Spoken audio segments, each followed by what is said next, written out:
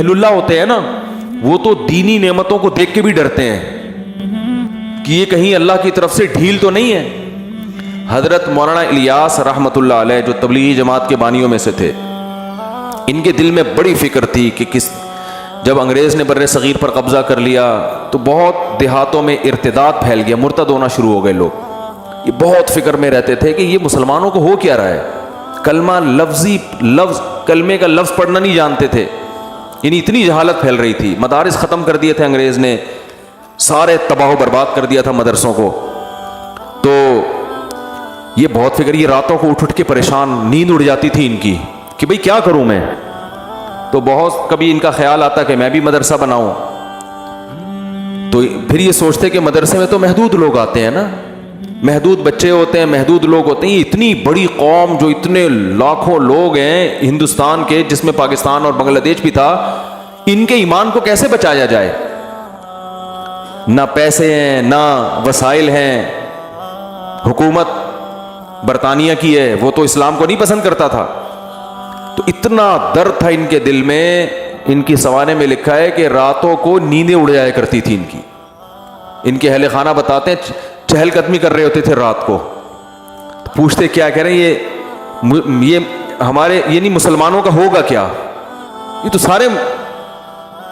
تو سب اسلام سے دور ہو جائیں گے, اس کو کیسے روکا جائے. تو اللہ نے ان کے ذہن میں یہ ترکیب ڈالی کہ بھائی کوئی الگ سے مدرسہ بنانے کی ضرورت نہیں ہے, کوئی انسٹیٹیوٹ بنانے کی, یہ روایتی طریقے ہیں جو صدیوں سے آ رہے ہیں, چلتے رہیں گے. عوام میں کوئی بہت بڑا کام کرنا چاہیے.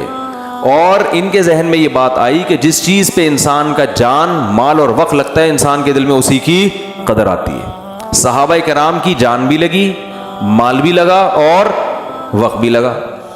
تو ان کا جان اور مال اور وقت لگاؤ. اور جہادی تحریکیں بھی ناکام ہو چکی تھیں, بہت سے علماء انگریز کے خلاف کھڑے ہوئے.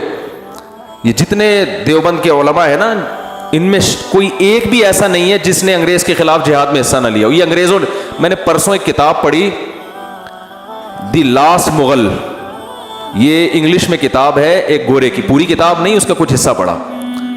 دی لاسٹ مغل, یہ کتاب آپ لوگ ضرور پڑھیں. اس انگریز نے مغلوں کی تاریخ پر ایسی شاندار اور اوتھینٹک کتاب لکھی ہے کہ ہٹو بچوں کر دیا اس نے. کیونکہ اس نے جب کوئی واقعات بیان کیے نا مغل حکومت کے خاتمے کے, تو اس واقعات میں اس نے اس زمانے کے اخباروں کے ٹکڑے بھی پیش کیے ہیں, ان کی تصویریں لے کے. یعنی کتنی ایک مستند کتاب لکھی نا اس نے. اس کتاب میں ایک بات لکھی ہے, وہ میں نے اسکرین شاٹ بھی لیا ہوا ہے اس کا اپنے موبائل میں, کبھی موقع ملا تو آپ کو دکھاؤں گا انشاءاللہ.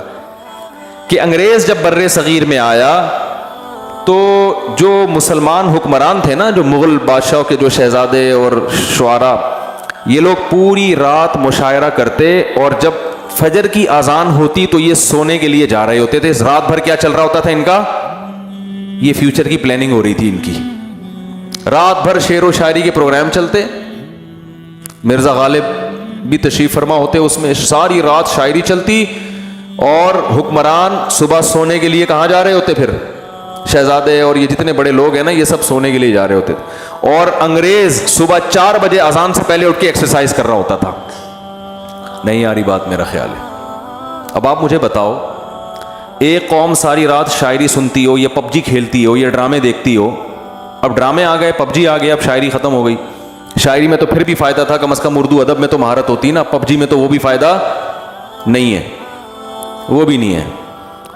تو ایک قوم جو رات 4 5 5 6 بجے سو رہی ہو, اور دوسری قوم جو 4 بجے اٹھ کے ورزش کر رہی ہو, تو فیوچر کس کے ہاتھ میں آئے گا بتاؤ؟ جو رات بھر شاعری سن کے, ڈرامے دیکھ کے, فلمیں دیکھ کے, پب جی کھیل کے سونے والی قوم ہے, یا وہ جو صبح 4 بجے اٹھ کے اپنے دن کا آغاز شروع انگریز یہ کر رہا تھا. اور خدا کا قانون ہے, جو محنت کرتا ہے اللہ اسے عطا فرماتے ہیں. بغیر محنت کے نہیں ملتا. اگر بغیر محنت کے ملتا نا, تو نبی صلی اللہ علیہ وسلم بدر میں تھوڑی آگے لڑتے. اپنے صحابہ کو یہ تھوڑی کہتے کہ قوت اختیار کرو اور اپنے جسموں کو مضبوط بناؤ, یہ تھوڑی کہتے. آج ہمارے ہاں دیندار لوگ چاہتے ہیں کہ ہم نیک بن کے سارا پروٹوکول حاصل کر لیں. تو صرف نیک بننا کافی نہیں ہے, بلکہ نیک بننے کا حصہ ہے. میں ابھی دوبارہ خانقاہ انشاءاللہ کروا رہا ہوں. ابھی آپ پہلے میں نے ایک ڈیجیٹل خانقاہ 3 دن کی بنائی تھی نا, میں نے ایک 3 دن کی خانقاہ بنائی تھی. ایک تو یہ میں لاؤڈ اسپیکر سے بہت تنگ آیا ہوا ہوں یار, اس کو میں اوپر کرنا پڑتا ہے, نیچے گر جاتا ہے تو آواز ہی نہیں آتی, اوپر کرو تو پھر یہ نیچے چلا جاتا ہے. سارا بیان میرا اسی میں لگ رہا ہے. اس کو سیٹنگ کر لو یار. وہ کدھر چلے گئے؟ ہاں پتہ نہیں کہاں چلے گئے رفیع بھائی. تو اب میں یوں کرتا ہوں تو یہ پھر نیچے چلا جاتا ہے, نیچے جاتا تو آواز ختم ہو جاتی ہے, پھر اوپر لے کر آؤ تو پورا بیان زیادہ دماغ ادھر کے بجائے جو ہے نا بولنے کے بجائے سارا اسی میں لگا ہوا ہے. اچھا اب دیکھو, تو ڈیجیٹل خانقاہ ایک تو خانقاہ ہوتی ہے جو بزرگوں کی خانقاہ ہوتی ہے, اس میں لوگ بڑے بنتے ہیں, اس میں کوئی شبہ نہیں ہے. لیکن میں یہ ایک چیز دیکھ رہا ہوں کہ اس وقت مسلمانوں کا ایک بہت بڑا المیہ ہے پوستی پن. پوستی پن سمجھتے ہیں؟ بولو نا.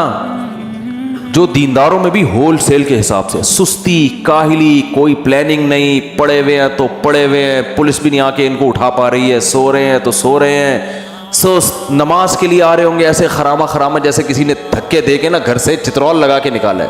نہ چلنا جانتے ہیں, نہ بیٹھا ہوا ادھر ٹیڑھا میڑا, ادھر سے پتہ نہیں سیدھا بیٹھا ہی نہیں جاتا. ہمارے حضرت مفتی رشید احمد صاحب کے سامنے کوئی آ کے ٹیڑھا بیٹھتا تھا نا, اس کو کہتے کمر سیدھی کر کے بیٹھو. ایسے ڈانٹتے تھے اس کو کہ کیوں یوں کر کے کیوں بیٹھے ہوئے ہوتے ہیں نا لوگ, طرح بیٹھے ہوئے ہیں. حضرت فرمایا کمر سیدھی کرو. ایک دفعہ تو ایک صاحب کمر کیوں جھکا کے بیٹھے ہوئے, نے فرمایا کہ تھوڑا سا سیدھے کریں کمر نا. وہ سیدھی ہوئی تو فرمایا کہ میں آج تو اچھا بلا قد ہے آپ کا, میں سمجھ رہا تھا آپ ٹھیکنے آدمی ہیں. ایک ہمارے جاننے والے بہت چھوٹے قد کے, اللہ تعالیٰ ان کو دنیا اور آخرت کی بھلائیاں دے, کسی کا مذاق مقصد نہیں ہے, وہ خود اپنا ایک دلچسپ واقعہ سنا رہے تھے. بہت چھوٹا قد ہے نا, جیسے بعض لوگ ہوتے ہیں نا بہت چھوٹے قد کے. تو ہم نے ان سے کہا یار آپ کا اتنا چھوٹا قد ہے, داڑھی ماشاءاللہ ان کی پوری. تو ہم نے کہا کوئی آپ کی زندگی میں دلچسپ واقعہ؟ انہوں نے کہا بہت واقعات ہیں.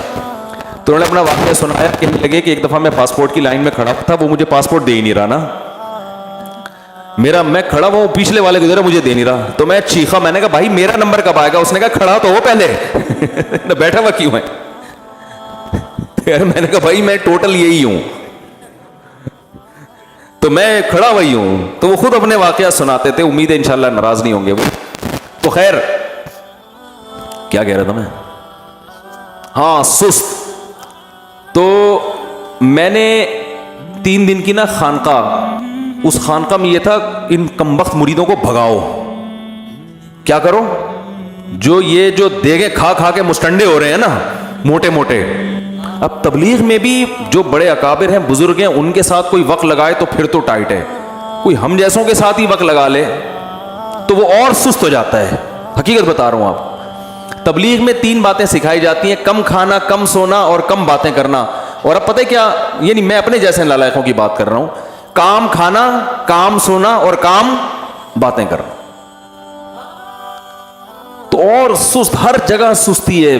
گورنمنٹ کے اداروں میں صرف ایک فورسز کے ادارے ایسے ہوتے ہیں جہاں سستی کو وہ پنپنے نہیں دے. ان کا 7 بجے کا مطلب 7 بجے ہوتا ہے, 6 بجے کا مطلب 6 بجے ہوتا ہے, ٹھیک ہے نا.